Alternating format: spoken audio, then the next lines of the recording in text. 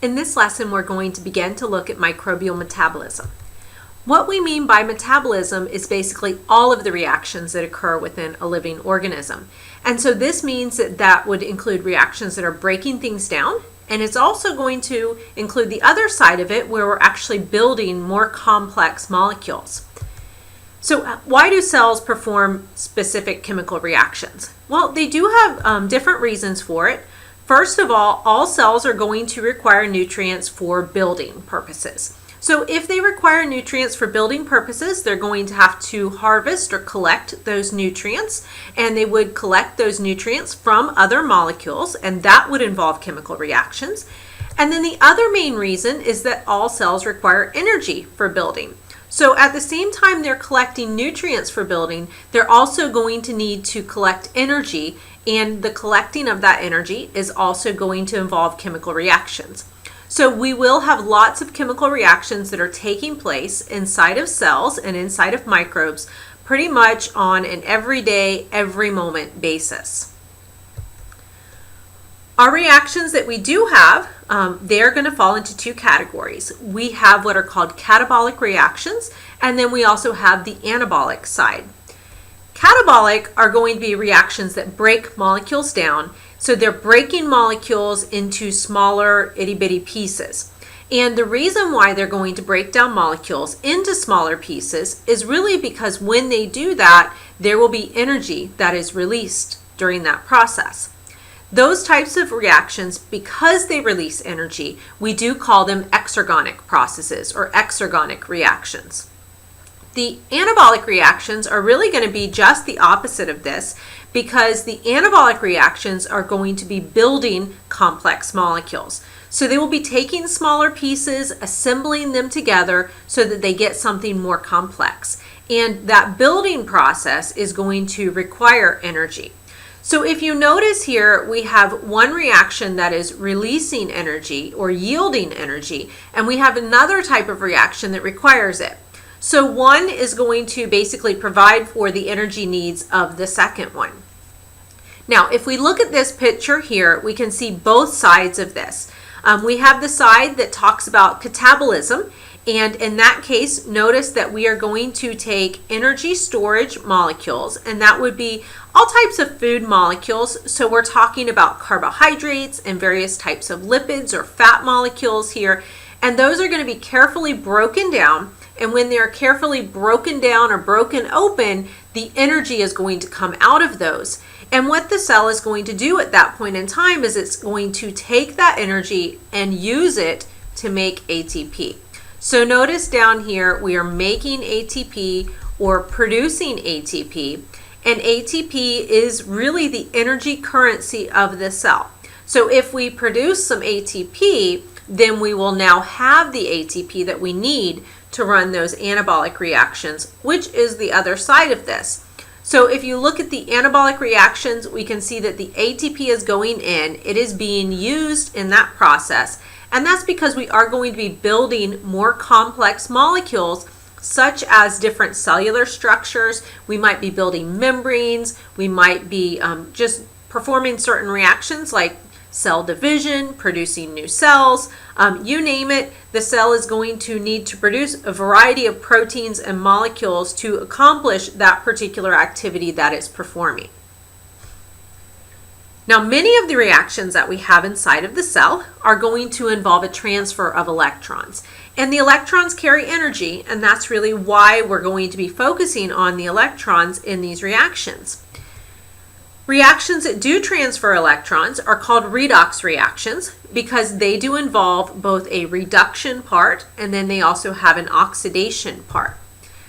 So if we look at this diagram right here, we start with a molecule that has an extra electron there, and that molecule is going to lose its electron if you just follow what happens to the orange one on the reactant side and then as we move it over to the product side. So notice that it did lose an electron, and that loss of electron is what we call oxidation.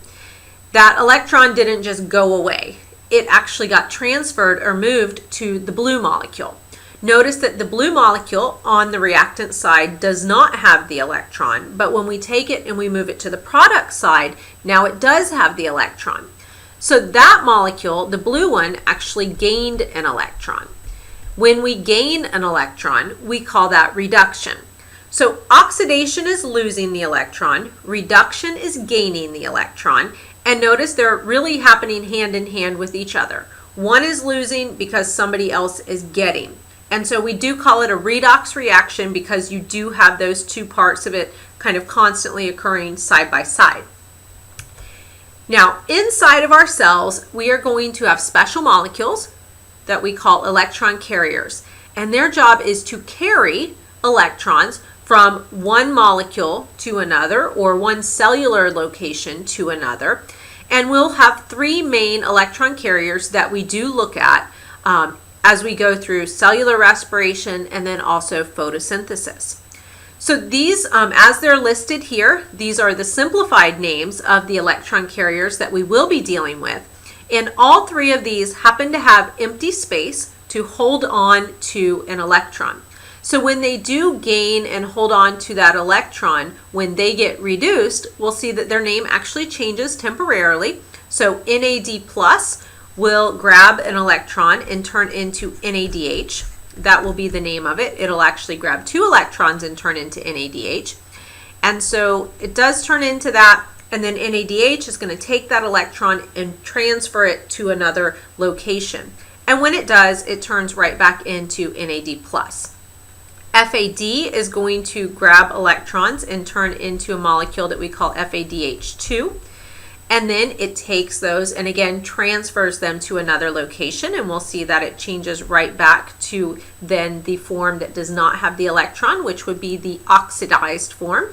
And NADP plus is going to act similarly, and this one's name will change to NADPH when it's holding on to those electrons, and then it will pass them on and it will turn back into NADP plus.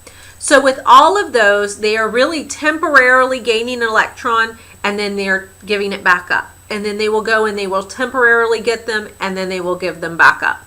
I personally like to think of them as taxis for electrons.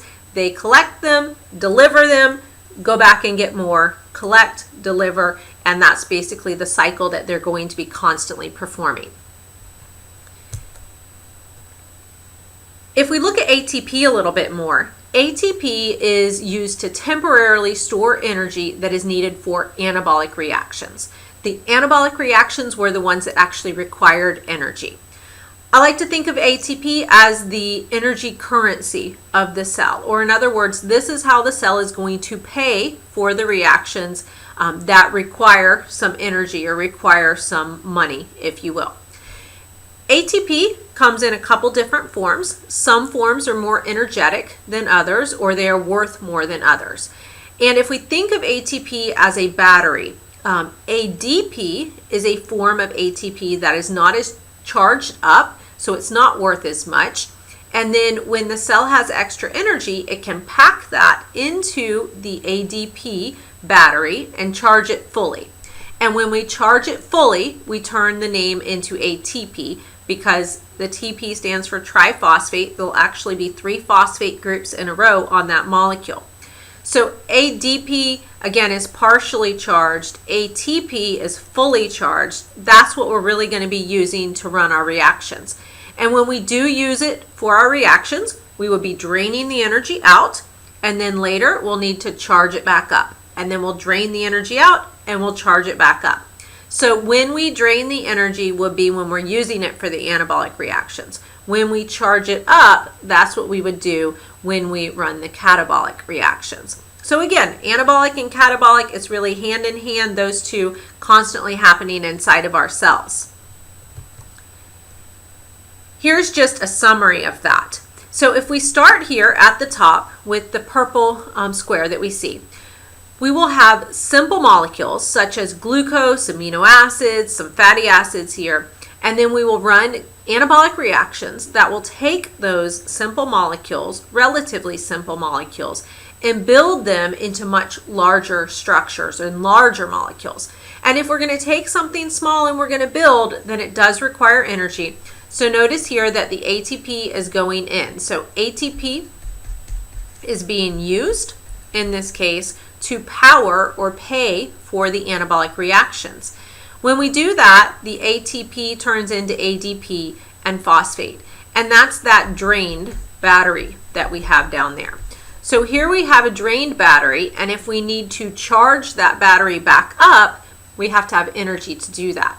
So the catabolic reactions over here are going to provide the energy, so when we run them, we will do the charging, and then we get back to the ATP, which is the fully charged battery. At the same time, when we're running the catabolic reactions, we would be taking the complex molecules, and notice we're taking them and we're breaking them into the little bits and pieces. So that's the cycle of the anabolic and catabolic reactions, and how they're also going to be charging ATP and then draining ATP when they use the energy out of it.